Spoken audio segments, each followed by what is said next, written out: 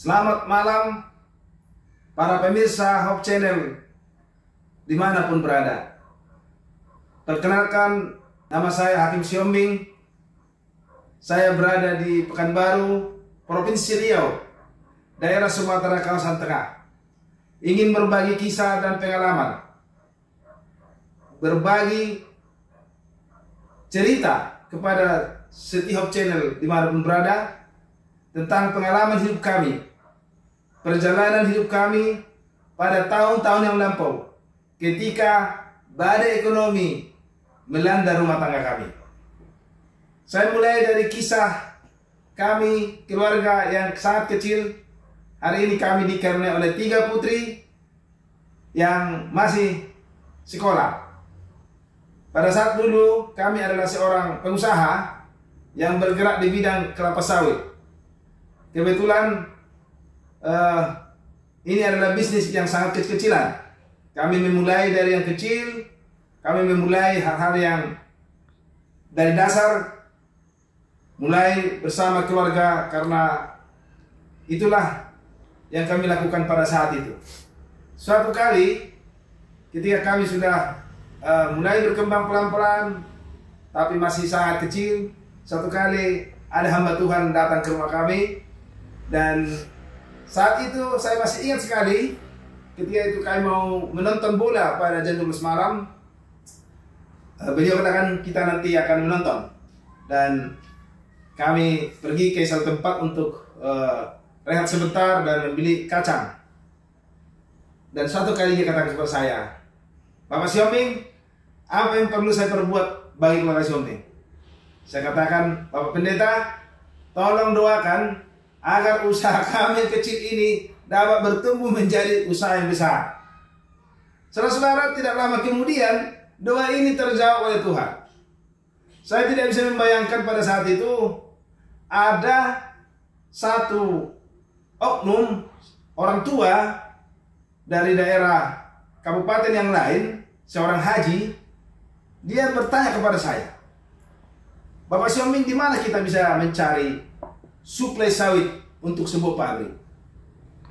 Dan ada yang mengatakan bahwa ada banyak sawit di daerah Sibolga. Kami pergi ke Sibolga dan sampai di sana bersama dengan tim dari pabrik, kami menemukan luasan sawit yang sangat luar biasa. Hasil melimpah. Dari Sibolga itu berkisar 1,5 jam lebih ke arah Barus. Tetapi ketika kami lihat sawit ini kurang minyaknya, akhirnya kami kembali lagi ke tempat kami berada. Dan dia katakan, "Bapak Siombing, coba cari dulu di tempatmu, siapa tahu ada sawit yang seperti yang kita cari." Dan saya mulai merintis pelan dari berondoran kecil-kecil, saya coba ke tempat yang besar. Puji Tuhan, dari situ kami memulai kecil-kecil dan mulai kami suplai ke pabrik tersebut dengan hal-hal yang kecil dan pelan sekali. Dan mulai pelan, tetapi mulai besar ini usaha. Mulai menanjak dan besar. Dari, saya ceritakan di awal tadi, mulai besar. Tetapi ada badai datang. Suatu kali rumah kami disatroni oleh begitu banyak perampok. Kalau tidak salah pada saat itu ada sekitar 4 atau 5 orang masuk ke rumah kami. Pada saat mereka masuk ke dalam rumah kami, mulailah ada timbul masalah di dalam usaha kami. Ada rasa takut, rasa grogi. Tetapi saya terus berjalan. Dan saya pelan-pelan berjalan. Sekalipun pada saat itu memang perampok tersebut tidak berhasil membawa uang kami. Tetapi istri saya menjadi rasa trauma. Dan dia putuskan pindah ke kota Pekanbaru, di mana hari ini kami berada. Perjalanan usaha ini semakin besar dan semakin besar. Dari unit kecil menjadi dapat unit yang besar. Dan suatu kali saya mendapatkan pinjaman dari sebuah perbankan sangat besar sekali. Tidak bisa saya pikirkan karena saya sangat masih muda pada saat itu. Kami beli unit besar dan kami mulai menanjak dan mulai besar usaha ini. Tetapi para pemirsa Hope Channel, di dalam perjalanan besar ini, badai mulai datang, gangguan mulai datang, dan lambat laun kami juga mulai sedikit waspada. Dan tibalah saatnya pada satu ketika ada masalah juga timbul, di mana istri saya pada saat itu akan menjalani operasi batu ginjal. Sudah dirawat hampir kurang lebih 2 minggu di rumah sakit Eka Hospital di Pekanbaru. Dirawat dan tiba saatnya dia akan mengadakan operasi. Tetapi pada saat operasi ini sudah selesai, para pemirsa, istri saya ini dikatakan dokter harus masuk dulu ke ruangan ICU karena dia tidak stabil, masih belum kuat. Saya berpikir, ada apa ini? Kenapa harus begitu? Tetapi pada saat hanya berselang 5 menit, ada telepon datang dari sekolah anak saya. Dia mengatakan anak bapak jatuh dari tangga. Tidak lama kemudian, belum saya berpikir dan dia harus dirawat, belum lagi saya kuat berpikir, datang lagi telepon. Dia katakan dari sana, dari tempat saya bekerja, bahwa adik saya mengalami perampokan di tengah jalan ketika dia saya suruh untuk mengambil uang dari bank. Dan adik saya ini mengalami keguguran dan beberapa perhiasan diambil dari dia. Pada saat itu saya merasakan bahwa ini masalah yang besar. Dan masalah ini tidak jauh, hanya berselang 5-10 menit saya akan mendapatkan 3 berita yang membuat saya semakin shock. Yang saya lakukan pada saat itu adalah saya mulai berdoa.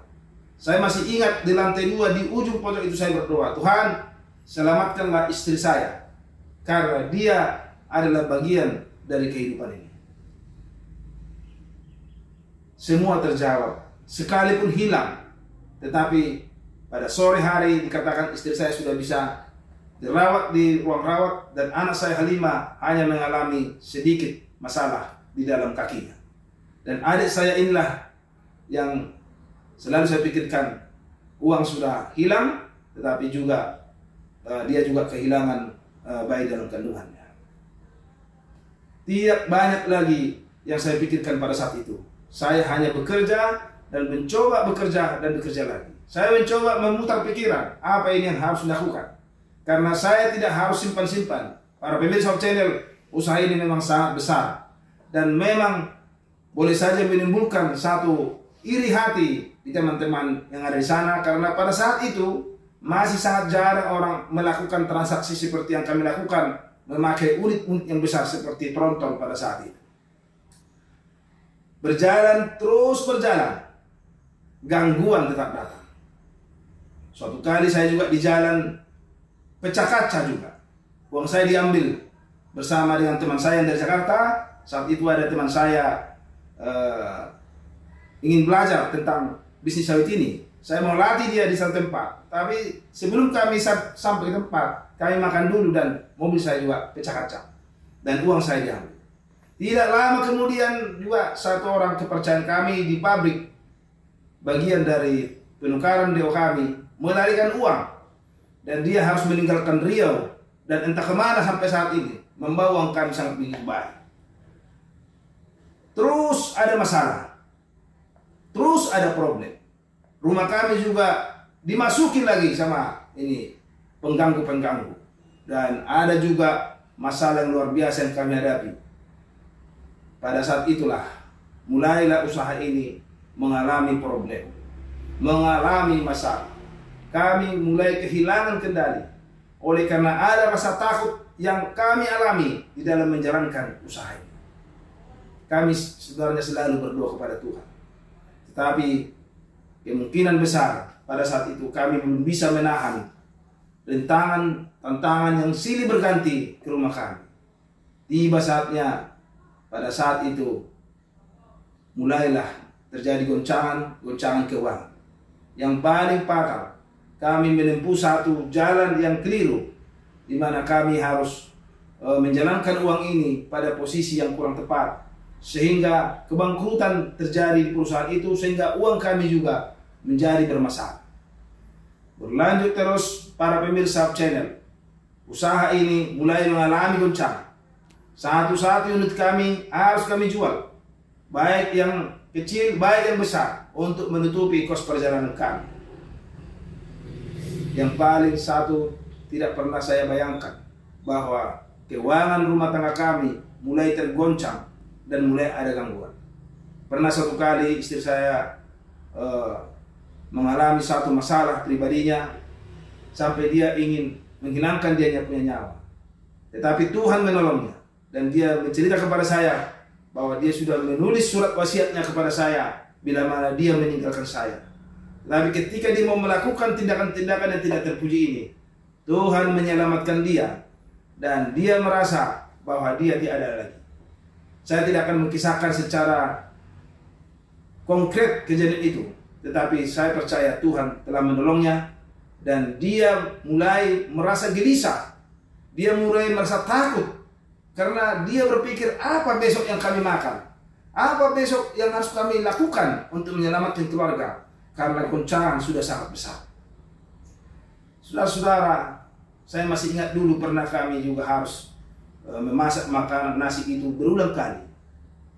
Oleh karena beras juga sudah mulai menipis, kami juga harus menggoreng nasi yang basi dan kami memakannya.